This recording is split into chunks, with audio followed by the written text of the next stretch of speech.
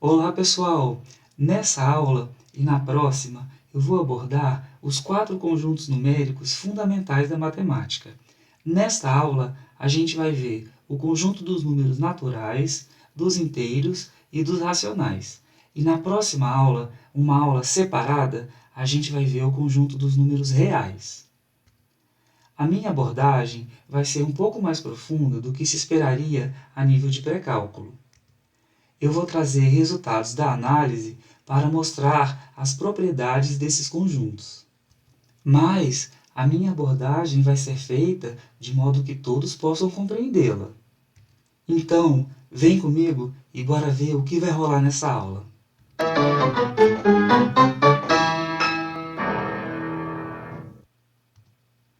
Essa aula e a próxima são baseadas nesse livro de análise real do professor Elon Lages Lima.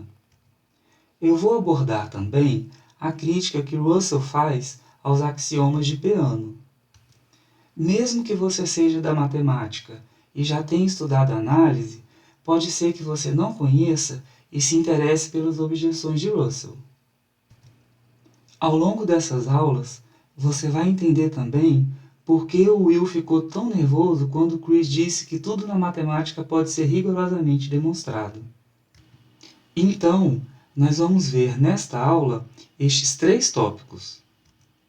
O conjunto dos números naturais, incluindo aqui os axiomas de Peano, a crítica de Russell aos axiomas de Peano e as operações e a noção de ordem dentro dos números naturais. Vamos ver a definição de conjunto finito e conjunto infinito. Vamos ver a definição de conjuntos enumeráveis, abordando então o conjunto dos inteiros e o conjunto dos racionais. E vamos finalizar essa aula falando sobre cardinalidade de um conjunto e dando uma resposta à pergunta que é feita nesta postagem que eu fiz no Instagram. Qual desses conjuntos possui a maior quantidade de elementos? O conjunto dos naturais, o conjunto dos inteiros ou o conjunto dos racionais? Ah, mas você não vai perder essa aula, né? Então, bora comigo que a gente tem muito assunto para ver. Partiu?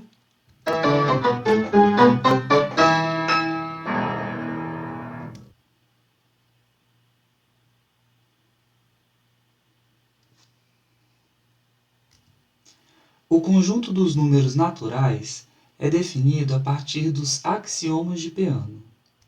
O que seria um axioma? Um axioma é uma proposição matemática que não tem demonstração e, portanto, deve ser simplesmente aceita. Diferentemente de aceitar um teorema que pode ser demonstrado, aceitar um axioma é um ato de fé matemática. Geralmente, proposições axiomáticas são proposições existenciais, ou seja, elas fazem uma afirmação a respeito da existência de algo. No nosso caso específico, os axiomas de Peano fazem, então, 3 afirmações a respeito dos números naturais. O primeiro axioma de Peano afirma: existe uma função injetiva S de n para n, a imagem S de n de cada número natural n pertencente às naturais chama-se o sucessor de n. Aqui existem várias afirmações. Vamos analisar cada uma separadamente. Primeiro, existe uma função injetiva S de n para n. Então, cada número natural n é levado por S na sua imagem S de n. Essa imagem S de n é chamada o sucessor do n. E, além disso, afirma-se que essa função é injetiva. Se você não sabe ou não se lembra o que é uma função injetiva, assiste o vídeo da aula 1 que eu abordo esse assunto. Dizer que a função S, que me dá o sucessor de um número natural, é uma função injetiva, significa dizer que 2 números naturais distintos jamais terão o mesmo sucessor. Porque, se uma função é injetiva, nunca ocorre de dois elementos distintos do domínio serem levados no mesmo elemento do contradomínio. Então, cada número natural tem o seu sucessor, e dois números naturais distintos não podem jamais ter o mesmo sucessor. O segundo axioma diz: existe um único número natural, 1 pertencente aos naturais, tal que 1 é diferente de S de n para todo n pertencente aos naturais. Veja, dizer que 1 é diferente de S de n para todo n pertencente aos naturais significa dizer o seguinte: dado qualquer número natural, o sucessor dele nunca vai ser igual a 1. Ou, em outras palavras, o número 1 é o único número natural que não é sucessor de ninguém. O número 1, portanto, inaugura o conjunto dos números naturais. Ele é o primeiro natural. Aqui eu faço a observação de que, na álgebra, considera-se que o primeiro número natural seja o zero, mas para a análise, o primeiro número natural é o 1. Mas, na verdade, como a gente vai ver daqui a pouquinho na crítica que Russell faz a esses axiomas de Peano, tanto faz se eles começam do 1 ou do 0. Então, os números naturais são definidos a partir do número 1 e da função s, que nos fornece o sucessor de todo número natural. Com a aplicação repetida dessa função, a gente obtém todos os outros números naturais. Então, para o sucessor do 1, nós vamos definir um símbolo e chamá-lo de 2. Aplicando novamente a função, nós vamos definir um símbolo e chamar o sucessor de 2 de 3. E assim por diante. Veja que o conjunto dos números naturais tem infinitos elementos, e não seria possível estabelecer rigorosamente o sentido de cada um a um. Por isso, os axiomas de Peano definem rigorosamente o sentido apenas do número 1 e de uma função s que, a partir do número 1, consegue me fornecer qualquer outro número natural, com a aplicação repetida dessa função. Existe ainda um terceiro axioma de Peano. Esse axioma dá origem ao chamado princípio da indução. O princípio da indução é um método de demonstração de teoremas muito útil quando se tem uma fila de objetos, uma propriedade e se deseja demonstrar que essa propriedade é satisfeita por todos os objetos da fila. A demonstração por indução é composta por dois passos. Em primeiro lugar, deve-se demonstrar que o primeiro objeto da fila satisfaz a propriedade.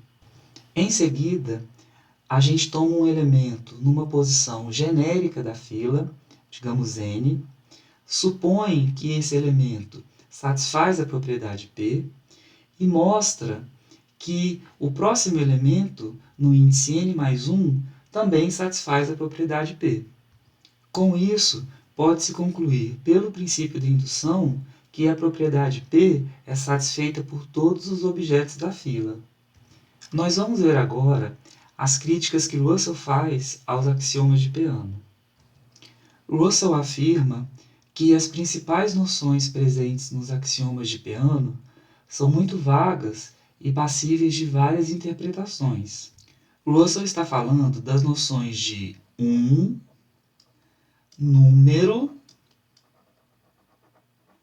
e sucessor. A primeira crítica de Russell diz o seguinte: se nós trocássemos o símbolo 1 pelo símbolo 100 e pelo conceito de número nós entendêssemos todos os números que viessem depois de 100, então todos os três axiomas de Peano ainda estariam satisfeitos, e nesse caso o conjunto dos números naturais seria esse aqui.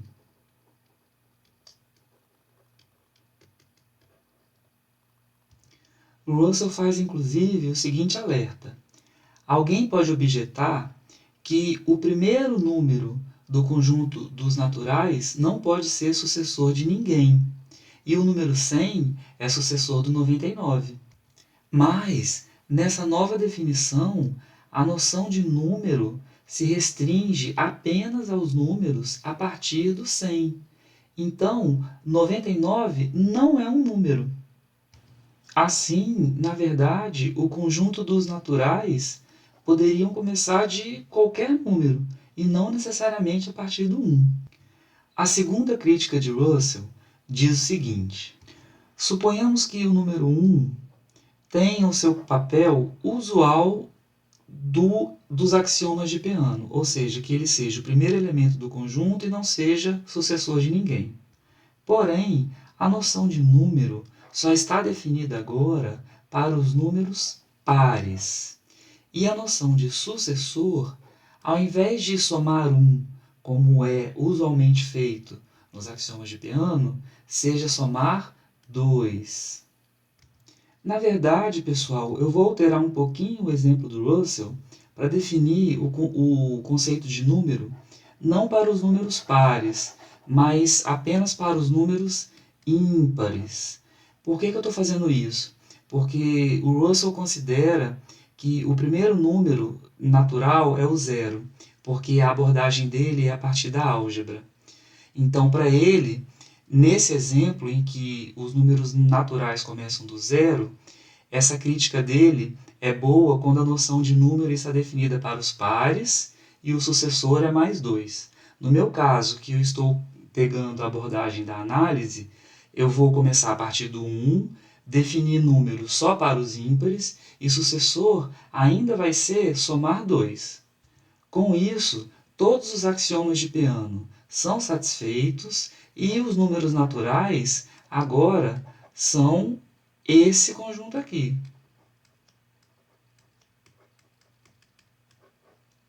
Ou seja, o conjunto dos ímpares. A terceira crítica de Russell diz o seguinte: suponhamos que a noção de sucessor represente metade e a noção de número abarque apenas os elementos desse conjunto aqui, ó.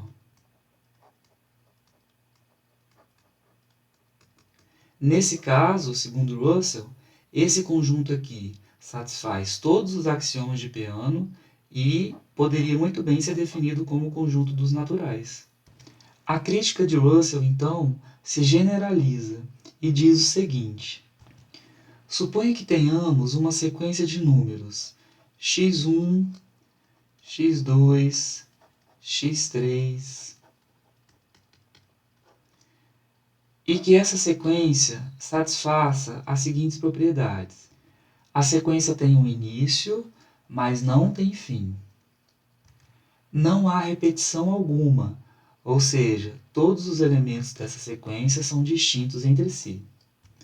Qualquer elemento da sequência pode ser obtido a partir do primeiro por um número finito de passos. Se uma sequência satisfizer então essas três propriedades, ou seja, a sequência tem um início, mas não tem fim, os números não se repetem, e qualquer número pode ser obtido a partir do primeiro por um número finito de passos, então essa sequência satisfaz aos axiomas de Peano e poderia muito bem ser definida como o conjunto dos números naturais. Ora, se o conjunto dos números naturais pode ser definido de infinitas outras maneiras, por que ele foi definido exatamente da forma como Peano fez nos seus axiomas? Russell finaliza sua crítica respondendo essa pergunta da seguinte forma, abre aspas, queremos que nossos números não meramente verifiquem fórmulas matemáticas, mas que se apliquem da maneira correta a objetos comuns. Queremos ter 10 dedos, 2 olhos e um nariz. Um sistema em que 1 significasse 100 e 2 significasse 101 e assim por diante, poderia estar muito bem para a matemática pura, mas não seria apropriado à vida diária. Queremos que número e sucessor tenham significados que nos deem a quantidade certa de dedos, olhos e narizes.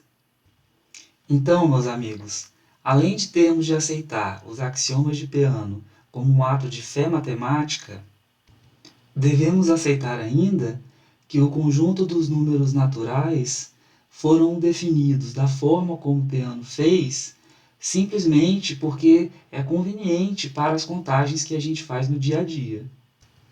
Russell nos dá vários exemplos de conjuntos que poderiam ser adotados como o conjunto dos números naturais.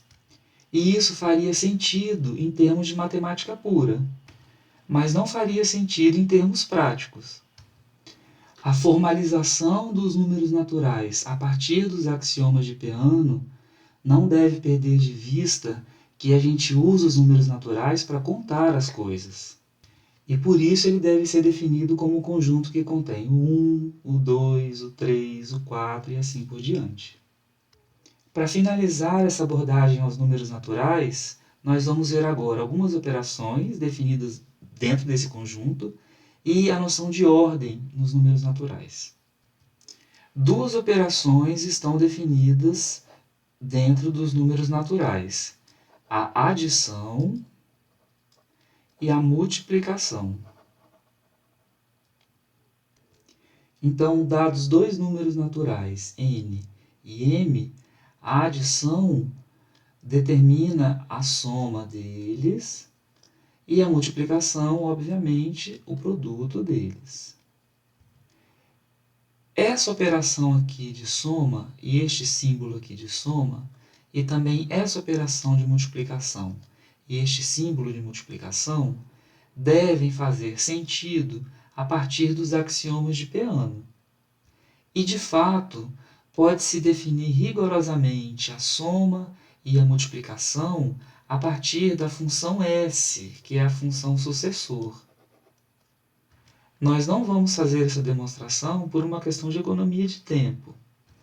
Vale dizer também que essas duas operações, adição e multiplicação, satisfazem as propriedades conhecidas de comutatividade, associatividade, distributividade e cancelamento de termo, que é o seguinte: se m mais p for igual a n mais p, então isso implica que o m é igual a n. E também, se mp é igual a np, também isso implica que m é igual a n. Essa propriedade de corte e as três propriedades de associatividade, distributividade e comutatividade também são decorrentes da função s, sucessor. Por último, vale abordar rapidamente a questão de ordem nos números naturais. O conjunto dos naturais é um conjunto ordenado, ou seja, dados dois números naturais quaisquer, é possível dizer que um é maior do que o outro. Isso não é trivial, porque não são todos os conjuntos que admitem uma noção de ordem. Por exemplo, em um espaço de vetores, nós jamais podemos dizer que um vetor U é maior ou menor do que um vetor V. Esse símbolo aqui não faz sentido nenhum para vetores. Claro, se a gente considerar não o vetor em si, mas o tamanho dele, ou o módulo dele, ou a norma dele, aí sim esse símbolo faz sentido. Mas nesse caso, a gente não está comparando dois vetores, mas sim dois números reais, porque o tamanho, módulo ou norma de um vetor é um número real. E o conjunto dos números reais também é um conjunto ordenado, também admite a noção de ordem, como a gente vai ver na próxima aula. Dentro do conjunto dos números naturais, dados dois números m e n, a gente vai dizer que o m é maior do que o n quando existir um terceiro número p, tal que o m seja igual ao n mais esse p. Então, resumindo e relembrando essa primeira parte sobre o conjunto dos números naturais. Os naturais são definidos a partir dos axiomas de Peano. Os axiomas de Peano definem o número 1 como o primeiro elemento do conjunto dos números naturais, não sendo sucessor de ninguém, e uma função S que nos fornece o sucessor de qualquer número. A função é injetiva, de modo que dois números distintos não têm jamais o mesmo sucessor. Qualquer número natural pode ser obtido a partir do número 1, a partir da aplicação repetida da função S. Nós vimos também a crítica de Russell a esses axiomas. A crítica de Russell está baseada no fato de que as noções de número e sucessor permitem diferentes interpretações, de modo que o conjunto dos números naturais poderia ter sido definido de maneira diferente da que Peano fez. Mas nós devemos aceitá-los da maneira como são, porque isso é conveniente para as contagens que a gente faz no dia a dia.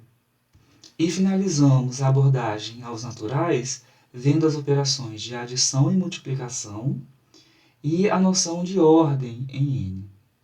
Agora, nós vamos ver a definição de conjunto finito e infinito. Vamos supor que N seja um número natural qualquer. Vamos definir o conjunto IN como o conjunto dos números naturais que vão desde o 1 até o número n. Então, por exemplo, o I1 é o conjunto que contém apenas o número 1. O I2 é o conjunto que contém o 1 e o 2. E assim sucessivamente. O I3 contém o 1, o 2 e o 3. Então, um conjunto X é dito finito quando existe uma bijeção de IN para esse conjunto X para algum N pertencente aos naturais. Vamos entender melhor essa noção de finitude a partir de uma bijeção entre o IN e o conjunto. No domínio da função f, aqui em IN, estão os números 1, 2, 3, até n.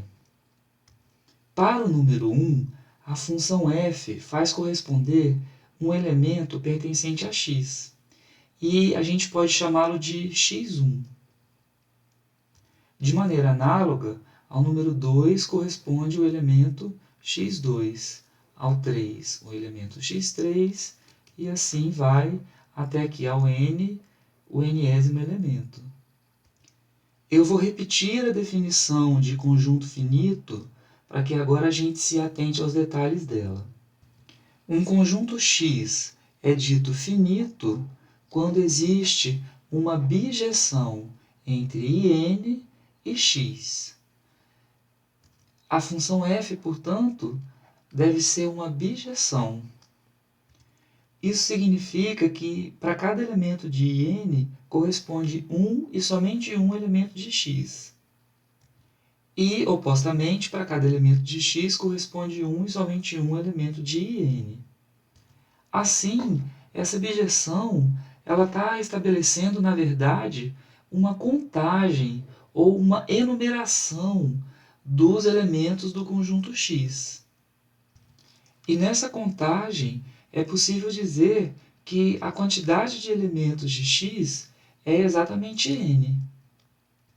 Se o X tivesse, por exemplo, 10 elementos e nós quiséssemos estabelecer uma bijeção com o I8, seria impossível, porque eu não consigo estabelecer uma bijeção entre um conjunto finito com 8 elementos e um conjunto com 10, uma vez que uma bijeção é uma função 1 para 1. Outra coisa importante a se dizer aqui é que, para conjuntos finitos, faz sentido dizer quantidade de elementos. Para os conjuntos infinitos, que nós vamos abordar logo agora, a noção de quantidade de elementos não é adequada. Em seu lugar, nós vamos ver a noção de cardinalidade.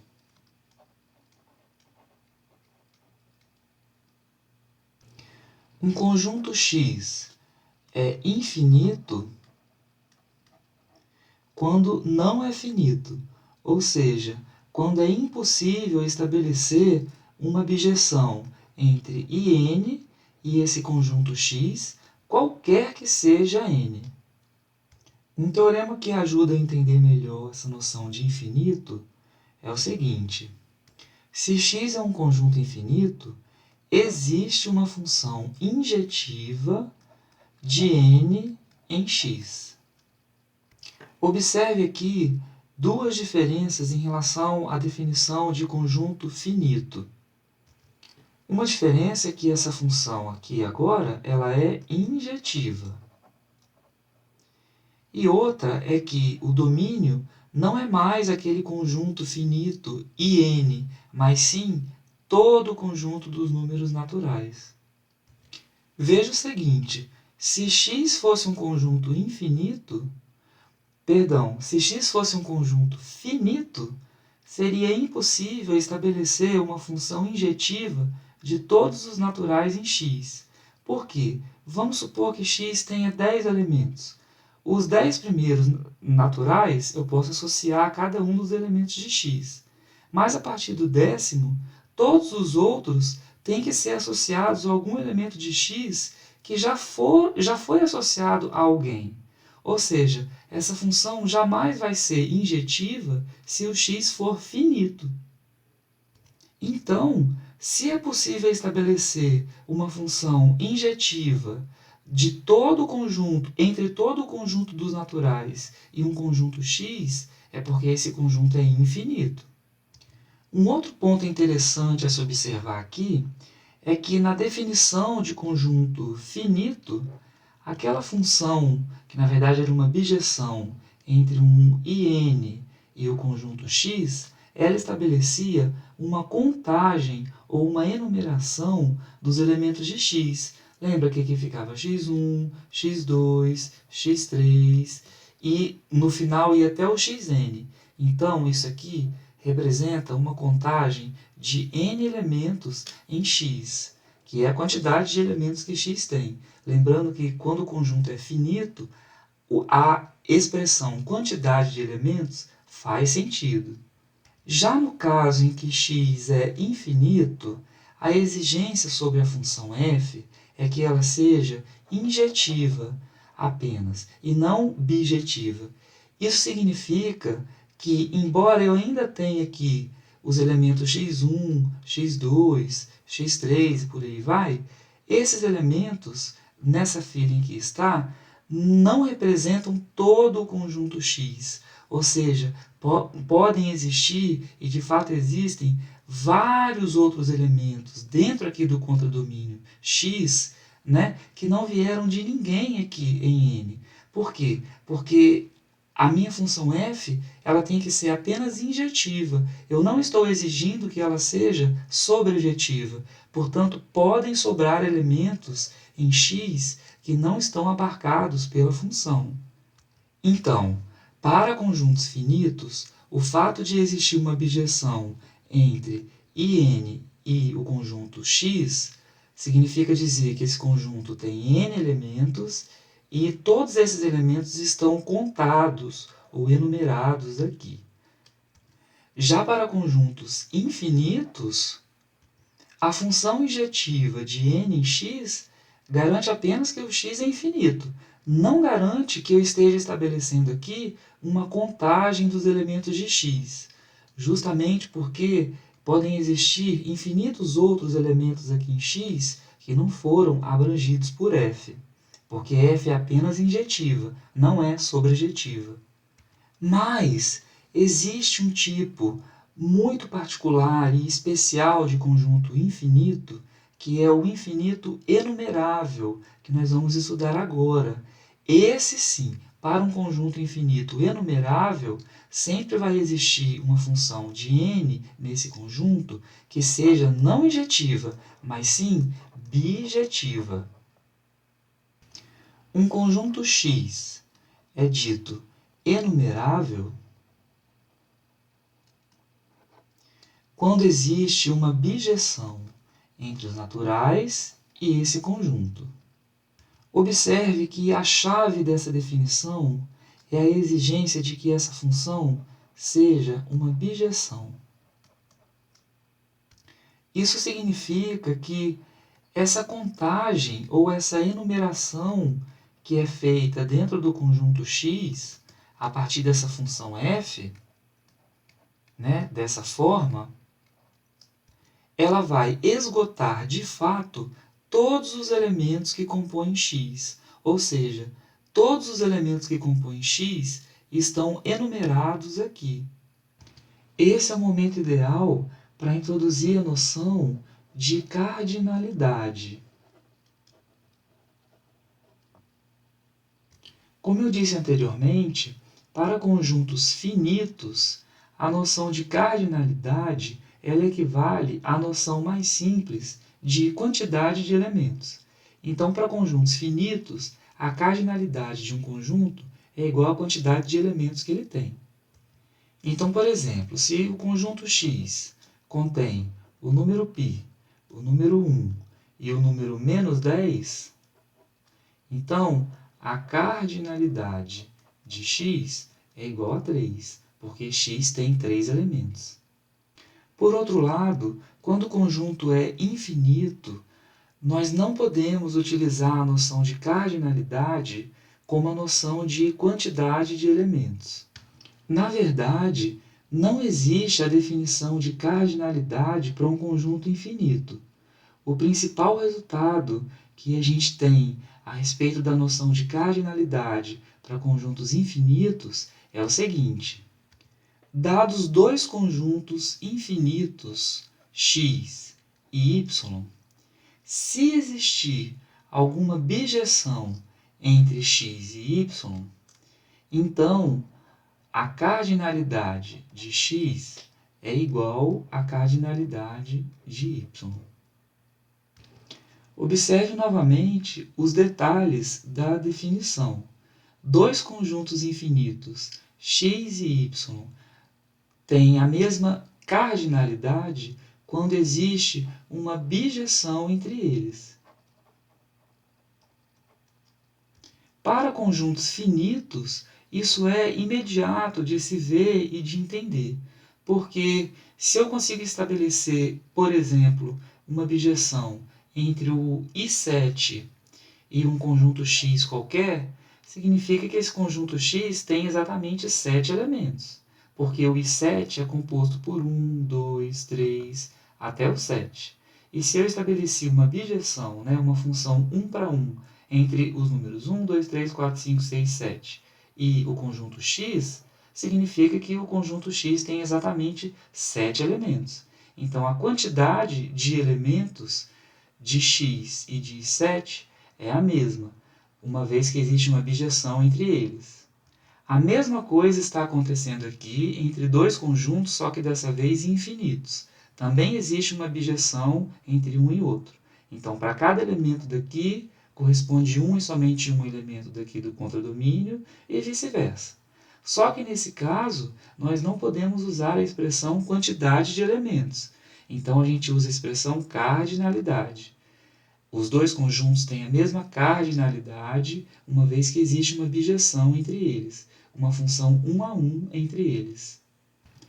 Essas noções de conjunto enumerável e cardinalidade vão ser melhor compreendidas com os exemplos que eu vou dar agora. Vamos considerar Z o conjunto dos números inteiros que estende os números naturais adicionando o zero e os números negativos. Opa! Menos 1, 0, 1, 2, por aí vai. Nós vamos mostrar que o conjunto dos números inteiros é um conjunto enumerável. Isso significa que existe uma bijeção entre o conjunto dos inteiros e o conjunto dos naturais. Logo, ambos têm a mesma cardinalidade. Para fazer uma enumeração de todos os elementos aqui no conjunto dos números inteiros, Basta a gente começar do zero, escolhendo o zero como o primeiro elemento, e depois dar pulos sucessivos, ora para a esquerda, ora para a direita. Então, o zero vai ser meu elemento 1. O menos 1 vai ser meu elemento 2. O 1 vai ser o 3. O menos 2 vai ser o quarto. O mais 2 vai ser o quinto. E por aí vai. Uma maneira de definir uma função assim, de n para z de maneira rigorosa, é estabelecer assim: f de n para z, dada por f de n, é igual a n menos 1 sobre 2, se o n for ímpar, e menos n sobre 2, se o n for par. Vamos ver. Para n igual a 1, n é ímpar. Então, a função vale 1 menos 1, 0. Então, o 1 é elevado no zero. Para n igual a 2, n é par. Então, a função, o 2, ele é elevado no menos 2 sobre 2, que é menos 1. Então, o 2 foi elevado no menos 1. Para n igual a 3, que é ímpar, a função vai em 3 menos 1, 2. 2 dividido por 2, 1. Então, o 3 foi aqui no 1. O 4, que é par, vai em menos 4 por 2, que é menos 2. Então, o menos 4 foi no menos 2. E o 5? 5 menos 1, 4, por 2, 2. Está aqui. Então, e por aí vai. Então, essa forma de definir essa função aqui estabelece uma bijeção entre o conjunto dos números naturais e o conjunto dos inteiros.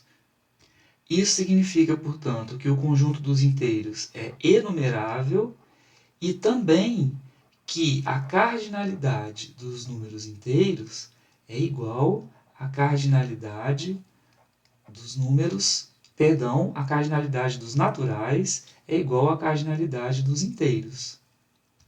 Essa expressão aqui, a cardinalidade dos naturais é igual à cardinalidade dos inteiros, ela é contraintuitiva quando a gente bate o olho no conjunto dos inteiros e compara com os naturais.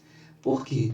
Dentro do conjunto dos inteiros estão todos os naturais, aqui ó, na parte positiva, e ele ainda inclui o zero e inclui todos os negativos aqui. Então, o que a nossa intuição diz para a gente é que o conjunto dos inteiros parece ter mais elementos do que o conjunto dos naturais, né? Mas o que nós estamos mostrando agora é justamente o contrário, que na verdade existe uma bijeção entre os naturais e o conjunto dos inteiros. Portanto, não existem mais elementos em Z do que em N. Na verdade, os dois conjuntos têm a mesma cardinalidade. Observa que eu não posso utilizar a frase os dois conjuntos têm a mesma quantidade de elementos, porque o termo quantidade de elementos não está definido para conjuntos infinitos. Mas eu posso dizer que ambos têm a mesma cardinalidade, porque existe uma bijeção entre eles. Eu vou mostrar agora que esse mesmo fato, espantosamente, também ocorre para o conjunto dos números racionais. Vamos definir, então, o conjunto dos números racionais como o conjunto de todas as frações da forma P sobre Q, onde P e Q são números inteiros, e o Q é diferente de zero, porque ele está no denominador. Veja que uma primeira diferença gritante em relação aos números inteiros é que os números inteiros podem ser expressos de maneira explícita. O conjunto pode ser expresso de maneira explícita, dizendo quem são os seus elementos, né? Menos 4, menos 3 e por aí vai. Diferentemente dos números racionais, que só pode ser expresso assim, de forma fechada, né? De uma maneira mais genérica, usando um P, um Q, dizendo que eles são inteiros e que o Q é diferente de zero. Esse fato pode dar a entender que o conjunto dos racionais não seja numerável, ou seja, que não seja possível criar uma enumeração dos elementos racionais. Dizer assim, olha, aqui eu tenho o primeiro racional, que eu chamo de x1, vamos usar a letra R, né, de racional. Aqui eu tenho o primeiro racional, R1, aqui eu tenho R2, R3, né? Ou seja, estabelecer uma enumeração dos elementos racionais parece que não é viável, uma vez que toda vez que a gente vê a definição dos racionais, ela é uma definição na forma fechada, assim, né? Mas eu vou mostrar agora que não, que o conjunto dos números racionais é enumerável sim, e é possível escrevê-lo dessa forma aberta aqui, explicitando os seus elementos numa ordem, numa enumeração. A maneira de fazer isso é escrever todas as frações que compõem os números racionais em uma matriz, de tal modo que uma fração P sobre Q esteja na linha P e na coluna Q. Vamos pôr a mão na massa, então. Eu tenho aqui a primeira linha. Nessa primeira linha, o numerador é sempre 1, porque eu estou na primeira linha. 1, 1, 1, e por aí vai. Agora, ao variar as colunas, eu vou colocando os denominadores. Primeira coluna, segunda, terceira, quarta, quinta, por aí vai. Na segunda linha, 2, 2, 2, 2, 2. E variando as colunas, 1, 2, 3, 4, 5 e por aí vai. Nós vamos adicionar o zero fora aqui da matriz, porque nessa forma de representação o zero não foi abrangido. Mas você concorda que essa representação matricial engloba todos os números racionais possíveis? De fato, dado um número m sobre n racional, esse número vai estar na mésima linha, na nésima coluna. Então, essa representação engloba todos os números racionais, sim. Agora, para enumerá-los, para estabelecer uma relação, uma bijeção entre o conjunto dos naturais e o conjunto dos racionais, ou seja, para fazer uma contagem, a gente vai proceder da seguinte maneira. A gente vai fazer um procedimento parecido com o procedimento de Linus Pauling, que a gente usa na química para distribuir os elétrons nas camadas eletrônicas. A gente vai fazer um caminho de contagem ou de enumeração, começando aqui do zero, dando uma volta, chegando nesse elemento aqui, dando uma volta vindo para esse, passando por esse, dando uma voltinha vindo para cá, esse, dou a volta aqui. Bem parecido mesmo, pessoal, com aquele procedimento de Pauling, né? E a partir desse caminho que eu fiz aqui, eu vou fazer a minha enumeração ou a minha bijeção com os números naturais. Então, o primeiro elemento do meu caminho é o zero. Então, o número 1 vai ser associado ao zero. 1 vai no zero. O segundo é 1 sobre 1. Então, o número 2 vai na fração 1 sobre 1. Depois, o terceiro, 1 sobre 2. Então, o número 3 vai na fração 1 sobre 2. Então, nós temos 1, 2, 3, 4. O número 4 vai na fração 2 sobre 1. Número 4, 2 sobre 1. Depois, o número 5 vai na fração 3 sobre 1. Número 5, 3 sobre 1. Número 6 no 2 por 2. Número 7, 1 terço. E por aí vai. Então, veja que nós temos uma representação matricial que engloba todas as frações que estão no conjunto dos números racionais, e nós temos um caminho percorrido que me permite definir uma ordem, uma contagem, uma enumeração aqui dentro. Né? Dizer, olha, esse aqui é o primeiro racional, esse aqui é o segundo, esse é o terceiro, esse é o quarto, esse é o quinto. E se eu quiser, eu posso escrever, então, essa enumeração aqui dos números racionais.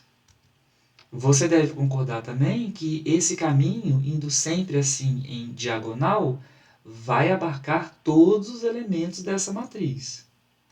Então, essa função definida dessa forma é uma bijeção entre os números naturais e os números racionais, o que significa que os números racionais formam um conjunto enumerável.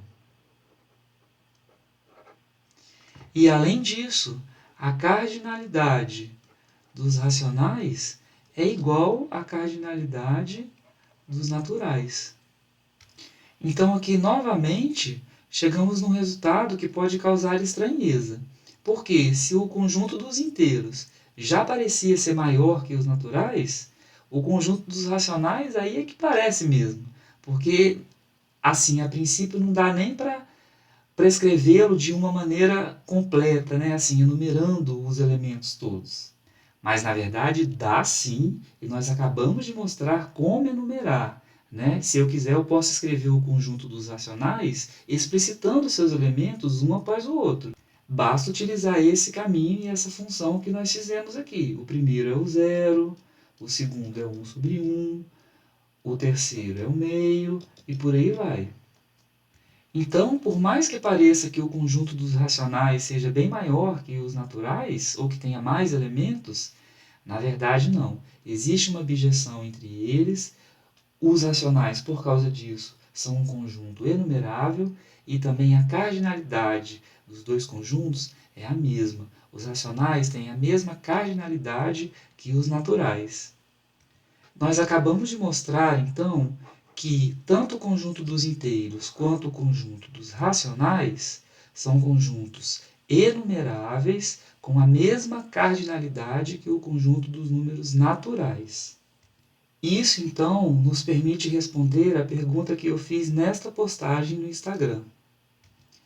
Qual desses conjuntos possui a maior quantidade de elementos? O conjunto dos naturais, o conjunto dos inteiros ou o conjunto dos racionais? Ora, como a gente acabou de ver, tanto o conjunto dos inteiros quanto o conjunto dos racionais são conjuntos enumeráveis. Então, significa que existe uma bijeção entre o conjunto dos naturais e o conjunto dos inteiros, e também existe uma bijeção entre o conjunto dos naturais e o conjunto dos racionais.